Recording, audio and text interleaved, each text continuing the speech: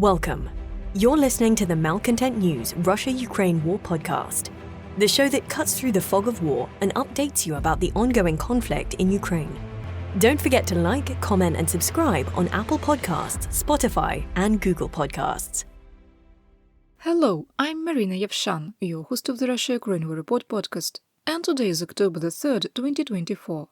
It has been 3,902 days since Russia started covert military operations in Crimea, 10 years and 225 days since the start of the Russia-Ukraine war, 2 years and 222 days since Russia expanded its war of aggression, and 59 days since Ukraine counter-invaded Russia. Today's podcast covers the events that happened on Wednesday and Thursday morning. Our Russia-Ukraine war map is a great companion to the podcast, and there is a link in the podcast description. There are only small map updates today. The Russia-Ukraine war report is compiled by our team from around the world. Today's report includes information from our direct contacts and journalists in Ukraine, the Russian Ministry of Defense, the General Staff of the Armed Forces of Ukraine morning reports, operational commands north, south and east of Ukraine, open source intelligence, our in-house team of analysts and geospatial experts, and pro-Ukrainian and pro-Russian mail bloggers and social media channels with a track record of trying to be accurate. We have one mission, the truth, because the truth matters.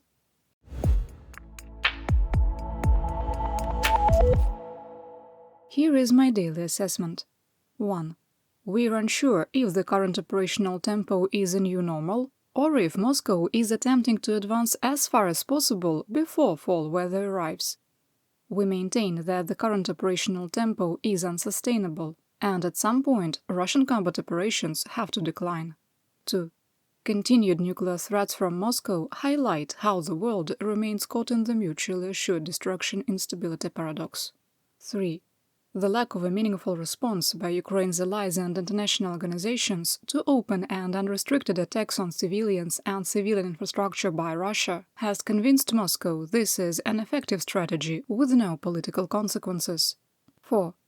Russia will maintain its attacks on Ukraine's energy infrastructure, continuing Russian crimes against humanity that started in October 2022, as outlined in 4 arrest warrants issued by the International Criminal Court.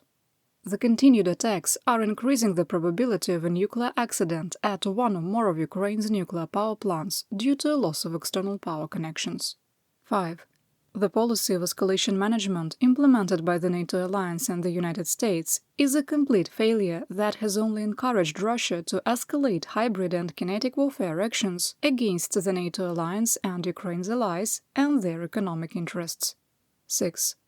Autocrat Vladimir Putin's order to recapture the Kursk region of Russia and Toretsk, New York, Mirnograd, Pokrovsk and Selidovo in Ukraine by October the 15th is unrealistic.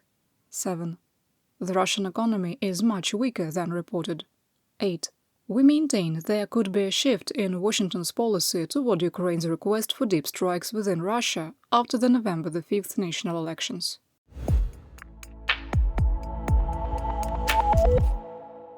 Yesterday, Russia carried out 142 discrete assaults, and through October the 2nd, the 7-day moving average for daily attacks fell to 167. The General Staff of the Armed Forces of Ukraine, or GSAFU, reported the VKS, that's the Russian Aerospace Forces, carried out 69 airstrikes, dropping 132 bombs, and ground forces carried out over 4,500 fire missions. In the Kursk region, Ukraine controls 1,016 square kilometers, with another 258 in the grey zone, for a total area of 1,274 square kilometers. On the battlefield, it was another day of high operational tempo with almost no changes. It's time to go into the details of the most important events over the last 24 hours. Ready? Here we go.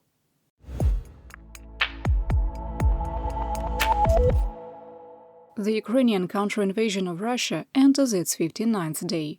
The situation is relatively stable and quiet. East of Obukhovka, the one in the Glushkovsky district, a Russian BDM-2 infantry fighting vehicle was destroyed during an attempted advance. While the assault was stopped and the dismounts killed, the line of conflict was moved 1,000 meters west. Satellite images from Sentinel Hub showed there was significant military activity west of Sadovoe Tovarishchestvo Glushkovo at the railroad grade. New bomb craters, artillery scars, and armored vehicle tracks were clearly visible north of Medvezhye. You can view the satellite images and read more analysis in today's situation report. There is a link in the podcast description with information on how to become a subscriber. East of Medvezhye, there was evidence that a Dragon drone was used against a Russian position in a tree line. Russian mercenary mail blogger Worsens claimed that Ukrainian forces were staging a brigade-sized force in the Tyotkina area. Russian propagandists frequently make claims of an imminent attack that never occurs, but we have been monitoring an increase in activity east of Tyotkina, which may be condition setting. On the northeastern edge of Crimea, the Russian 810th Guards Naval Infantry ambushed a Ukrainian infantry mobility vehicle heading west into the settlement.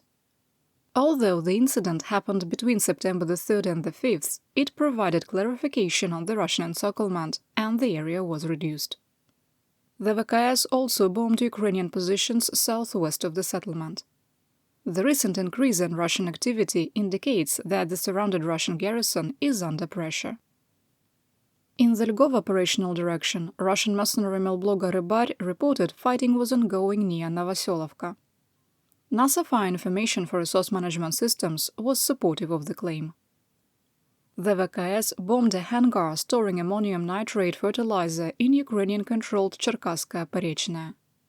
The video was published within 6 hours of the bombing, suggesting the Kremlin is grasping for battlefield successes to share.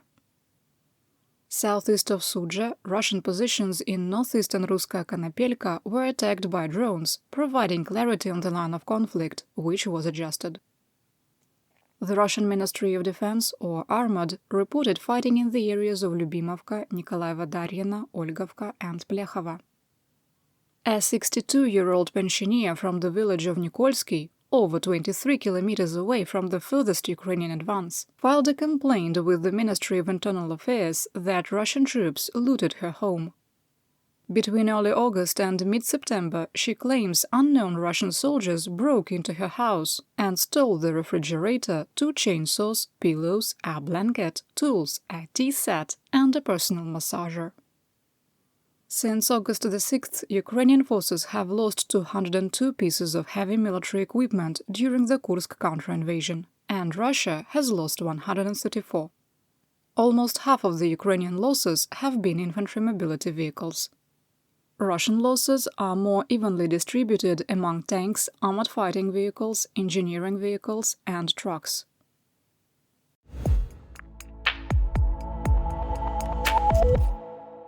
Here is what's happening in my home of Ukraine.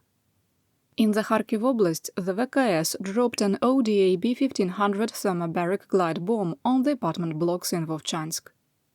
Russian propagandists claimed it was a 9,000-kilogram FOAB, or father of all bombs. In our assessment, that is extremely unlikely. There is no proof that the FOAB actually exists, and based on the 2006 Russian claims, it would have to be delivered by a Tu-160M strategic bomber or parachute delivered by a cargo plane. Additionally, Moscow claimed that the FOAB is an air-burst weapon.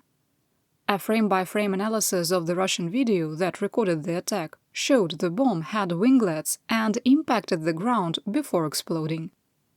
We'll link to the video in today's situation report. Near Siversk, Armad claimed without evidence that the 6th Separate Guards Motor Rifle Brigade captured Verkhnyo-Kamiensk.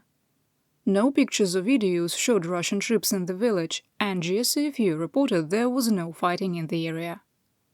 It would not be the first dubious capture claim made by the Kremlin and leaders in the so-called Luhansk People's Republic, and Chechen Akhmat, which is operating in the area, constantly submit false reports to the Russian Ministry of Defense. Moving to assessment. If the claim is true, this is an extremely negative development for the defense of Siversk.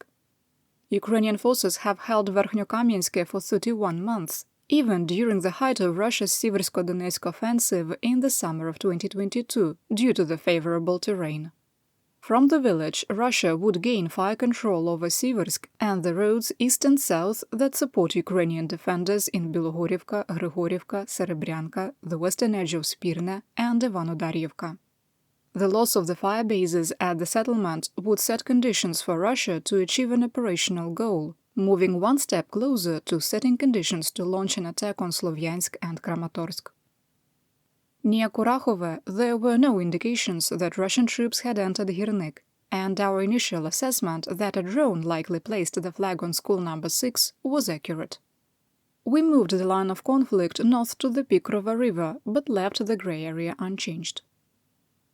Russian forces are attempting to consolidate their gains on the mining waste heap south of Tsukurene, with Ukrainian forces counterattacking from the west and south.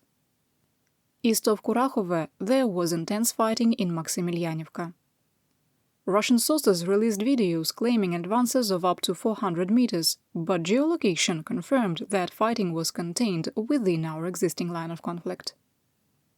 Ukrainian news source Slidstvo spoke with a soldier attached to the battalion headquarters in the Ukrainian 72nd Brigade after their withdrawal from Vuhledar.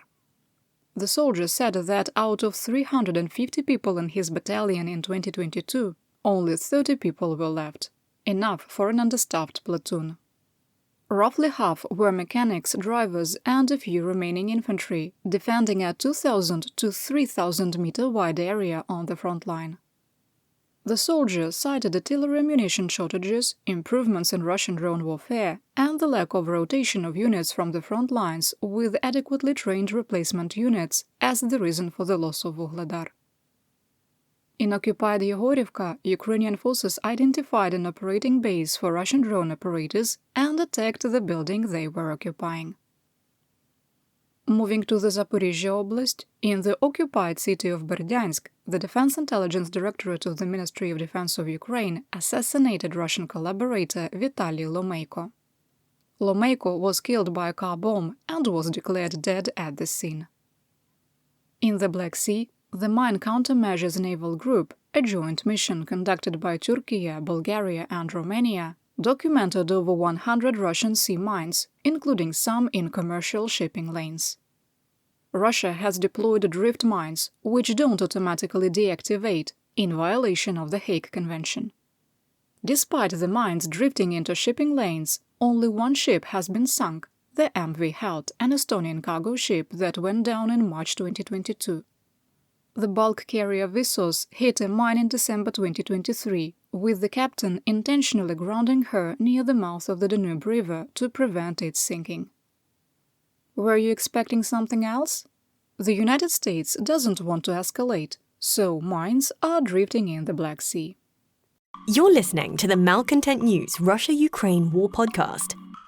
Our team of journalists, researchers, and analysts is funded by readers, listeners, and viewers just like you.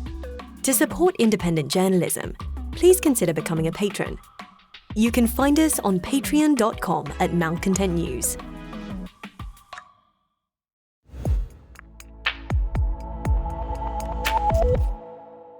Here is today's Theaterwide update.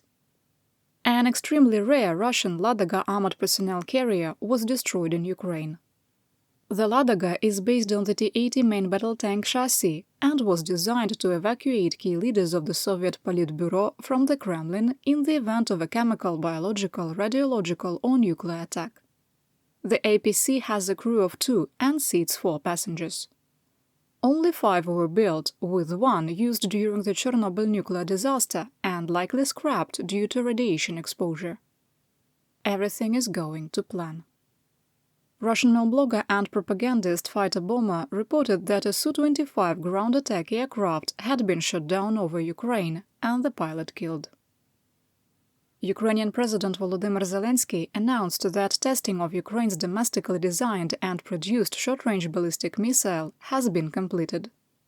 Speaking with the media, Minister of Defense Rustem Umerov said that production would begin in 2025 and that over $4 billion has been invested in missile and drone production. Zelensky also announced that Ukraine was producing 15 Bogdana 155mm self-propelled howitzers a month and would be capable of making 20 per month by the end of the year. At that production rate, Ukraine is now capable of producing more SPGs per year than what is lost on the battlefield. The defense contractor AeroVironment signed an agreement with an undisclosed Ukrainian company to start domestic production of the United States-designed Switchblade 600 one-way combat drone. Brett Hush, Senior Vice President and General Manager of AeroVironment's Barrage Strike Systems Division, said that initial construction would be assembly of subsystems, eventually moving to full production. Ukrainian armor signed an agreement with the Czechoslovak group to produce 155mm artillery shells, with production to begin in early 2025. Vladislav Belbas, head of Ukrainian armor, said the company plans to produce 100,000 shells in 2025 and 300,000 in 2026.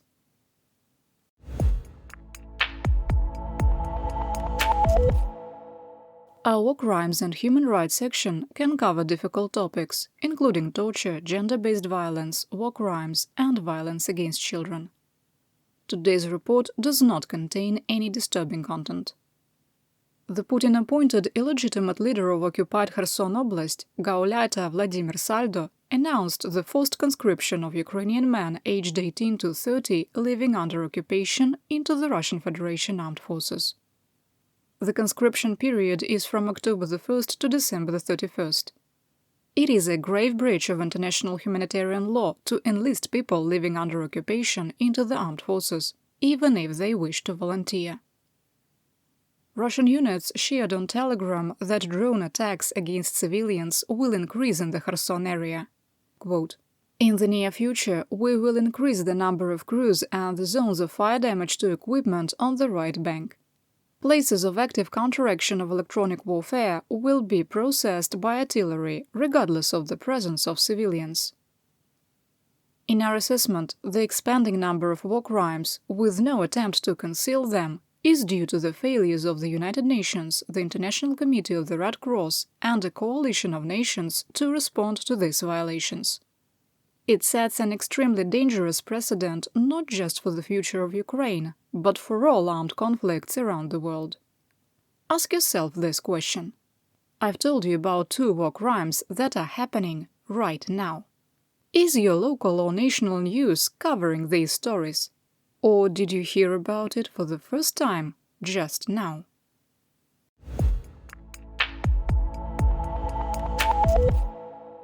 It's back to the land of Mobiks, Mobilization and the Mir. Russia's skilled worker shortage continues to worsen, with over 90,000 job openings in its defense industry. Since the start of 2023, the military-industrial complex in Russia has added 600,000 jobs, with military spending poised to reach 40% of the entire state budget in 2025. At the start of the 21st century, Russia was already in a demographic crisis. It has been made significantly worse by declining birth rates, migration, shrinking immigration, COVID-19, and war casualties. Factories are competing with the Russian Ministry of Defense, which pays a higher rate for volunteer soldiers, and worker burnout due to forced overtime and limited time off. Current job postings require 11-hour days working 6 or even 7 days a week, with many listings remaining open for months. In breaking news, the Israeli Navy reportedly used subsonic Gabriel 5 surface-to-surface cruise missiles to attack multiple locations in Syria, including the Russian-controlled Khmeimim air base, with at least 1 missile striking an ammunition depot. Video showed the ammunition cooking off with uncontrolled rocket launches. The explosion was geoconfirmed in the area of Khmeimim. According to Syrian sources, Syrian and Russian air defenses were activated during the attack, which allegedly occurred an hour after an Iranian aircraft arrived at the Russian airbase. Syrian sources also claim it was carrying Iranian ammunition for Lebanese Hezbollah. Russia has acknowledged the attack, but stated the arsenal was not on the military airfield. At the time of recording, Tel Aviv had not made any statements or even acknowledged the attack. All we can confirm at this time is a missile hit a warehouse of ammunition, and geolocation strongly suggests it is on Khmeimim military airfield, controlled by Russia. And that's what we know. Your support of my home, Ukraine, helps us make history and protect the future for all. You've been listening to the Malcontent News Russia-Ukraine War podcast. To help keep us independent, please consider providing financial support by becoming a patron. Want on-demand news in your hand? Download the Google News app and make Malcontent News one of your favorites to receive breaking news updates. Thank you for listening.